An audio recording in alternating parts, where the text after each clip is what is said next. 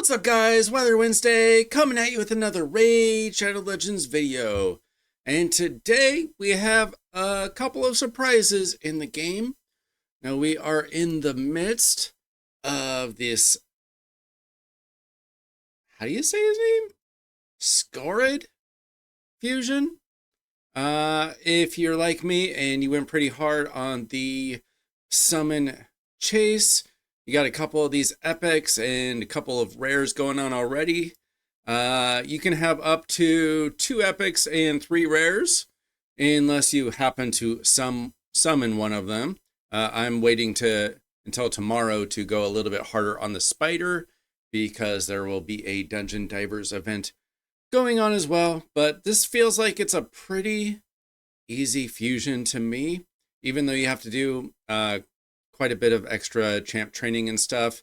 If you went for the extra epic like I did, you can skip out on some of the harder events like the Dungeon Divers or the champ training and the champ chase or summon rush, whatever's happens next weekend.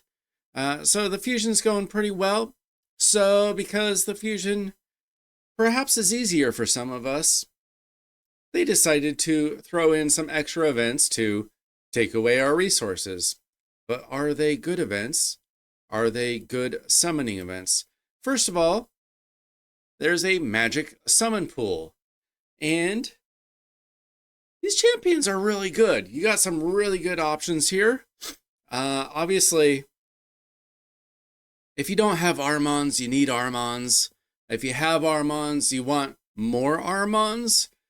Either you can have multiple builds of Armanz, or you can +1 your Armanz. You can empower. You can have your 3v3 arena teams have an extra Armanz on them. Lots of options. He's one of the top choices. Now, Wallmaster Othorion, I would love to get this guy. Great for Hydra. He's got that block buff, and a decrease attack with increased accuracy, increased speed. All lots of really good things for Hydra. Alva is a really solid, tanky reviver that can be used in arena situations, and she could probably be used in some dungeons as well. And then Mishinaki, I would love to get this guy as well. Great for Hydra because he brings the Hex and he hits really hard as well. Also has that decreased defense, decreased attack, and an HP burn. Lots of good things on his kit. Halfrack might not be the best nuker, but he's still really useful for most players, and he's really fun too. He's got this passive where if an ally dies, he attacks the opponents basically. And I still use him quite a bit, fairly often in live arena. I probably use him almost every day in live arena that I play. He'll sneak into a few battles for sure.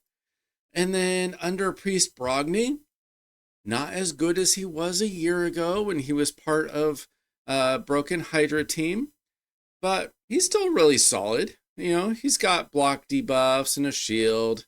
Like, he's real tanky. He's still good. He's just not S tier like he was a year ago. And Corvus the Corruptor, probably the least exciting one out of all these champions.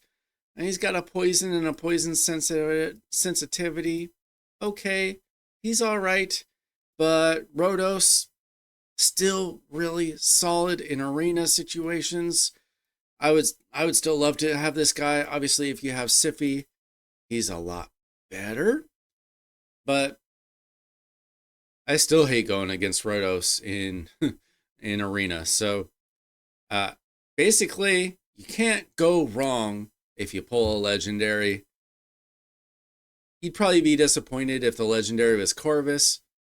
But if you get a legendary, you're still lucky here. Now, not last weekend, but the weekend before, I pulled my first ever legendary from a Prism shard. So luck can happen. I got a Nekmo Thar, and he's amazing. instantly upgraded my Hydra situation. So it can happen. You can get lucky. It took me months and months and months to finally get lucky, but it can happen. Now, the epics. There's a lot of good epics here. They're not all amazing, but the good news is that some of them, if you haven't gotten your Lady Mikage fusion, there are several of them that, if you pull them, are part of the fusion. Obviously, I have already pulled my Lady Mikage, so I don't totally remember who all of them are. Pretty sure Ashma is one of them. And Dahlia, maybe. Not Killen, I don't think. Lockwayne is one of them. So there are a few options there for if you are still struggling to get your Lady Mikage. If you're missing one of those epics, this might be a good opportunity to do so. Now, Create in the Blue, I actually use in my Hard Fire Knight team. He's really solid there. There are a lot of options in Hard Fire Knight, but if you don't necessarily have all the legendaries and mythicals necessary, he's a very solid choice. And then, of course, Venom Mage is great because of his heal reduction, and he does some other good stuff too. I use him quite frequently. Cornelia, they basically ruined that champion. She's useless now. Ugo, still great for Hydra, still in at least one, if not two of my Hydra teams. I don't really remember offhand if he's still in two. But then there's Seeker, of course, he's great for Clan Boss. Allura is great for Dark Fae and early game Fire Knight. Juliana kind of trash. Miscreated Monster used to be a lot better. Still okay for early game Spider and stuff like that, but not great. Troggy the Frog is okay. A lot of people like him more than I do. He does have this ally protection and a shield, so he's decent. I use him still some places. But Tatsu is like an okay defensive champion, not amazing. But there are still a lot of good choices in this magic summoning pool. So it is definitely worth investing if you have the resources. Now, how do you get those Prism crystals besides buying them? Well, there is a Sand Devil tournament going on. They really like to use Sand Devil. I wonder when they are going to get to the point where they're going to do something similar for Shogun, because they've been doing Sand Devil for quite a while. Shogun's been out for a while. I think it's about time that they start doing that, because you don't need to just ascend your artifacts. You need to ascend your accessories too. So it would be nice to double that up. Now, that is not the only summoning going on this week. Tomorrow, Tuesday, if you have the Void Shards, I obviously do not have the Void Shards, there is supposed to be a guaranteed event. I believe for 30 Void Shards, you can get Inquisitor Shamael. And that is in conjunction with, where is it? As you can see here, there is a Soul Chase tournament going on as well.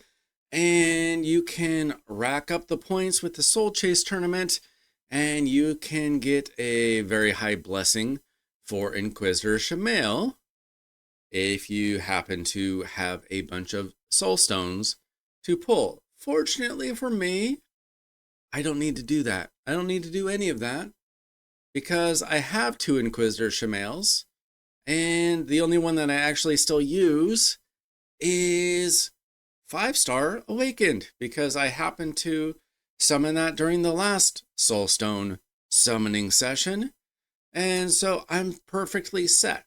Now, if you happen to want to go for him, you never got him before, or you need an extra copy for Hydra, there's a lot of great ways to build him. Personally, I like to build him for damage as long as you can keep him alive. I happen to be able to get this one into 4 pieces of Merciless. Obviously, you'd like to get that into more pieces if possible. And this other one that I stopped using just a couple weeks ago, I happen to have in a 5-piece set of Slayer. So that's the way I like to build him, but there are other ways that you can build him. You know, you can put him in like a Guardian set, to try to keep your team alive, something like that. Now, as far as masteries, you can copy and paste that if you want to. I have that on both of them. It works for me. Somebody else might have different masteries you can copy. I'm not a masteries expert. That's just what I have. Now, as far as blessing is concerned, if you happen to go hard and get a very high blessing for him tomorrow, there are several options. Currently, I have cruelty on both of them, but you can go with Phantom Touch, and you can go with Crushing Rend. I'm thinking about switching this one over to Crushing Rend now that it's 5-star. Probably be even much better if I got him to 6-star. Perhaps I will save up my, what do you call it?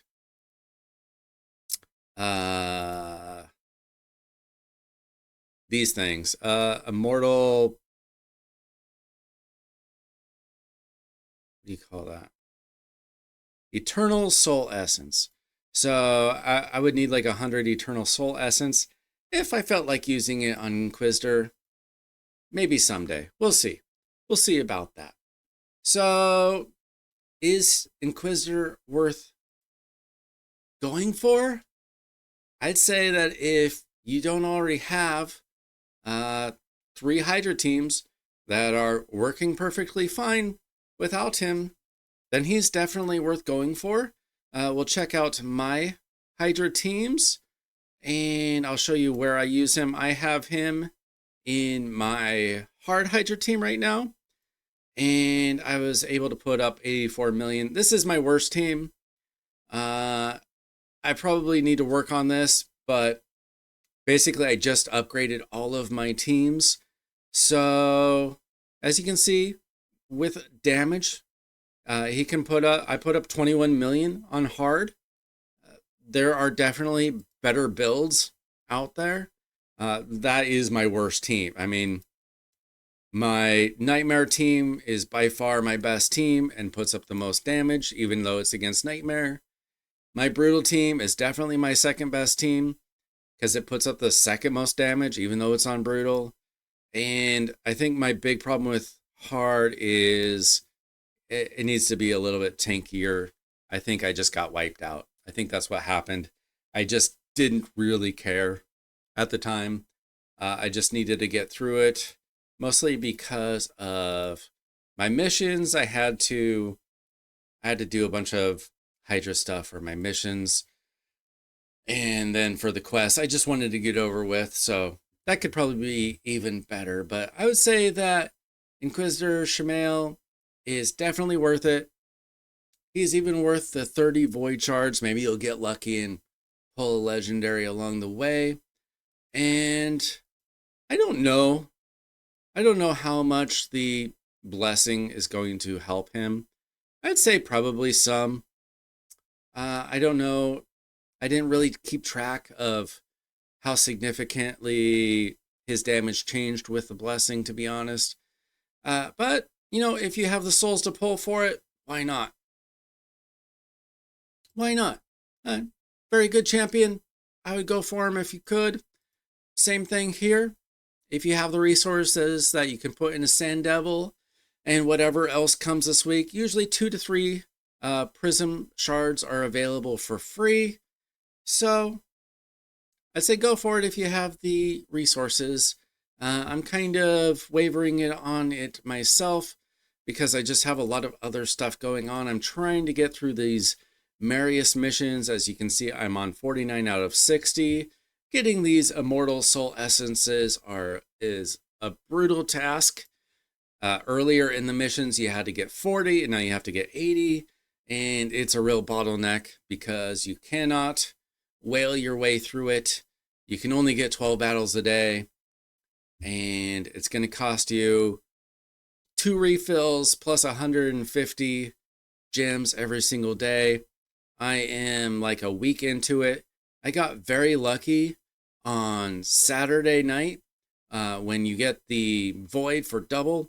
I just got a ton of them, but most days I don't get any. So that's probably going to take me another week or two to get through. So there's a lot going on. There's a lot of ways that you can spend your resources. I guess you just have to decide, how badly do you want these champions? Are you trying to get Lady Mikage? And do you need Inquisitor? If you got 30 Void Shards lying around and you don't need them for the fusion, you might as well go for it. He's really good. That's it. Thanks so much for watching. I'm Myler Wednesday, and I'll be back with more Raid Shadow Legends content. Thanks to all my new subscribers. I hope that you will consider subscribing if you haven't already. I'll be back with more Raid Shadow Legends content. See ya!